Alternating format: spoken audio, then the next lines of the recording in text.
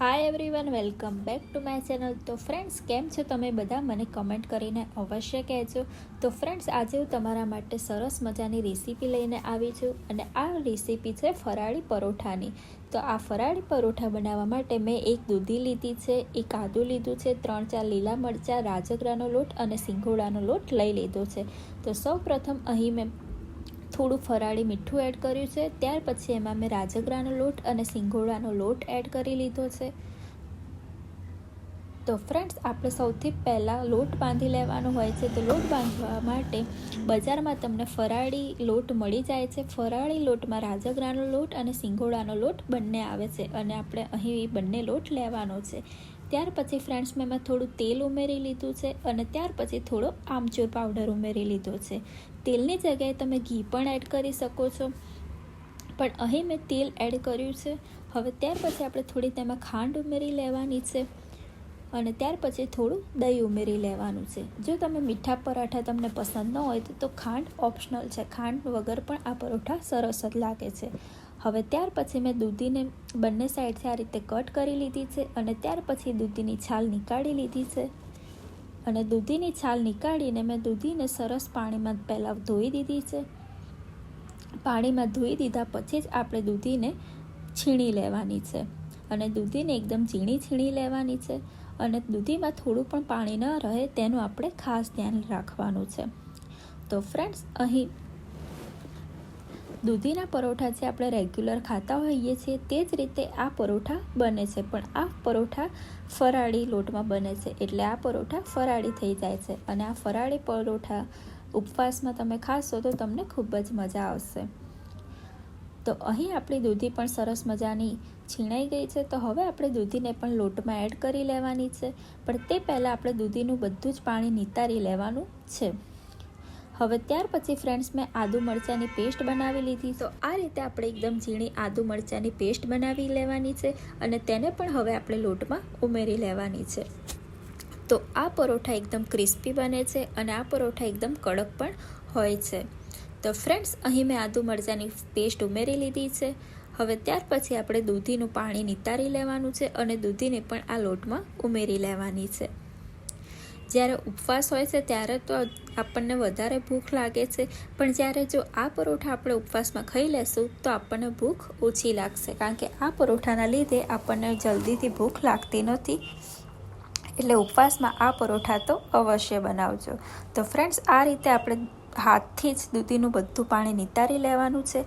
જો તમે રૂમાલની અંદર દૂધીને છીણીને રાખશો અને ત્યાર પછી રૂમાલથી પાણી નીચોડી દેશો તો પણ બધું જ પાણી નીતરી જશે. તો હવે દૂધીને ઉમેરી લીધા પછી આપણે તેમાં 1 ચમચી ચાટ મસાલો ઉમેરી લીધો છે.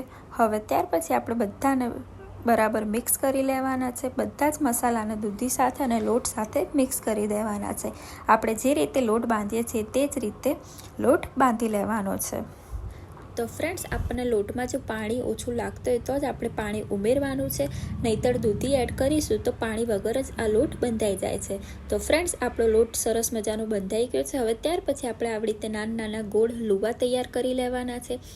ગોળ લુવા પહેલાં એટલા માટે તૈયાર કરવાના છે કે જો આપણે પહેલેથી તૈયાર કરી દઈશું તો આપણને ત્યાર પછી હાથમાં લોટ ચોંટશે નહીં અને જ્યારે પરોઠા વણીએ છીએ ત્યારે સરળતાથી ફટાફટ પરોઠા વણી જાય. તે માટે આપણે રોલને આ રીતે ગોળ ગોળ વાળી દેવાના છે.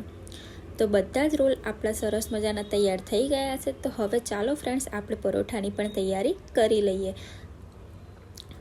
તો પરોઠા માટે અહીં મેં 2 પ્લાસ્ટિકના આ રીતે કાગળ લઈ લીધા હતા અને તેમાં મેં થોડું તેલ લગાવી દીધું હતું અને ત્યાર પછી હવે આપણે લુવાને આ રીતે વચ્ચે મૂકી દેવાનું છે અને ત્યાર પછી વેલણથી હલકા હાથે પરોઠાને વણી લેવાનું છે.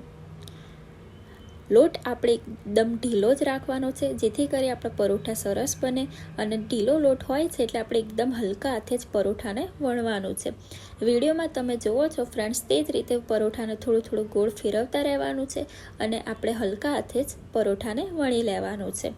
આ રેસીપી એકદમ સરળ પણ છે અને આ રેસીપીથી આપણા પરોઠા પણ સરસ બની જાય છે અને આ રેસીપીથી આ પરોઠા એકદમ ક્રિસ્પી પણ બને છે અને આ પરોઠા ચા સાથે કે દહીં સાથે ખાવામાં તો ખૂબ જ મજા આવે છે. તો ફ્રેન્ડ્સ, આપણો પરાઠો હવે તૈયાર થઈ ગયો છે. તો અહીં મેં લોઢી રાખી દીધી છે અને તેની ઉપર થોડું તેલ લગાવી દીધું છે.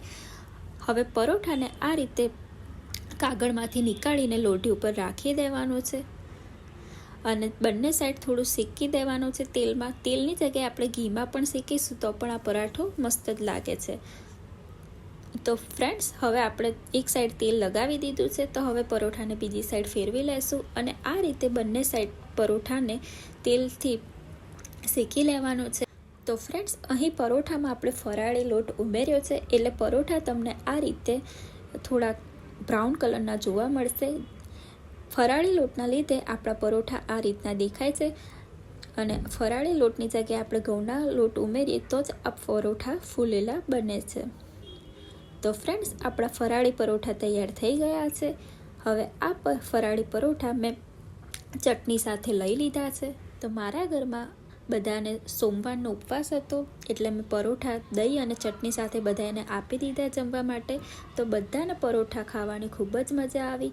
તો ફ્રેન્ડ્સ, તમને મારા આ પરોઠાની રેસીપી કેવી લાગી તે મને કમેન્ટ કરીને અવશ્યથી કહેજો અને મારો વિડીયો તમને પસંદ આવ્યો હોય તો વિડીયોને લાઇક, શેર, કમેન્ટ કરી દેજો. Thank you.